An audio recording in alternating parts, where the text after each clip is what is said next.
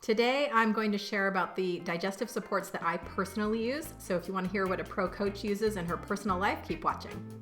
If you're new here, hi there. I'm Amanda Malacheski, functional nutrition coach and digestive and allergy detective.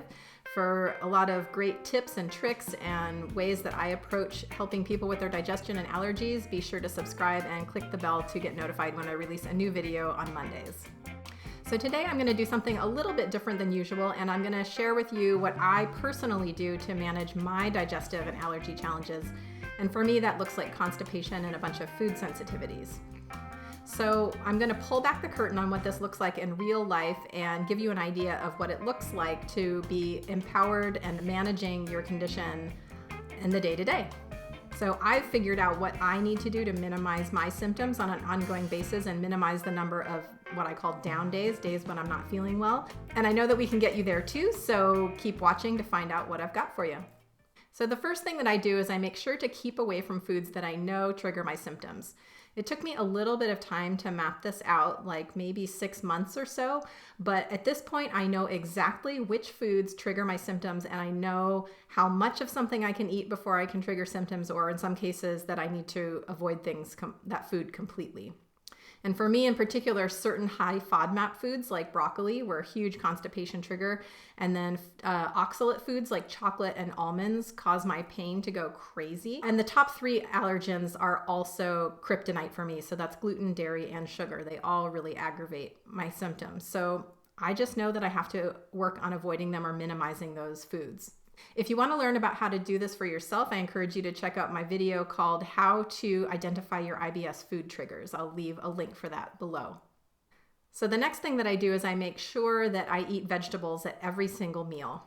And for me, because constipation is my bigger bowel problem, I have to make sure that I keep eating that fiber on a regular basis or I stop pooping. And we all know that pooping is super important to keep our health in the right place. So usually what this means is that I eat leftover vegetables for breakfast and lunch along with my other foods, and then I cook vegetables at dinner. So I cook enough at dinner to serve myself breakfast and lunch vegetables. And this could be salad or steamed veggies, sauteed veggies, pureed veggies, baked veggies, whatever you like. And if you are someone who's struggling with the opposite end of the bowel spectrum, so you're struggling with loose bowels or diarrhea, this may not be a tip that's right for you, because all that extra fiber could aggravate your diarrhea symptoms. So keep an eye on that. So the third thing that I do every single day to encourage my good digestion is I make sure to drink enough water. So for me, this looks like first thing in the morning when I get up, I drink a nice big glass of water, maybe this size. And I drink another one mid-morning while I'm here in my office working. I drink some more in the afternoon, and I just keep drinking down these cups. And I also don't go anywhere without my water bottle, because there's usually not good water elsewhere. And the advice I give my clients is to aim for half your body weight in ounces. So I weigh about 145 pounds. So that means I'm shooting for roughly 75 ounces of water a day. I'm curious what you do to help your digestion. So go ahead and leave me a comment below letting me know how you help yourself.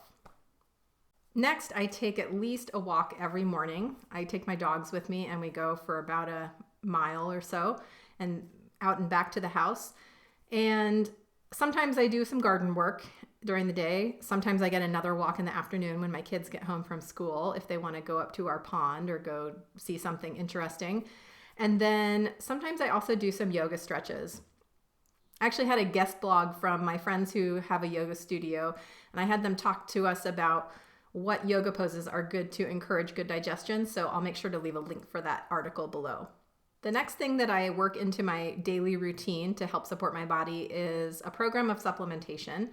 And I base that on deficiencies that are suggested given by my serum labs.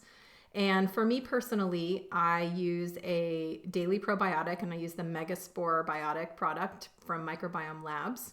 I use magnesium glycinate daily, and I use vitamin D and vitamin K. And and a B complex. And my naturopath recently was suggesting that I give colostrum a try to work on sealing my leaky gut. And so I'm going to give that a try soon after I've gotten to a good place where I can get really clear on what's happening. And once I've got the colostrum dialed in, she also suggested that I try adding some fiber. And so she's suggested acacia fiber. She says it's really well tolerated for people with really sensitive guts.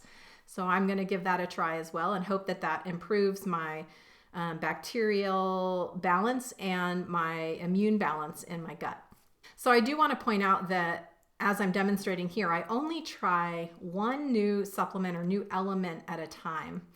And for the food sensitivity people, this is super important because when we add lots of stuff all at once, we can't tell what's causing either a positive or a negative effect. So I'm a huge advocate for only adding one thing at a time and really closely observing how your body responds so that you know going forward what really works for you.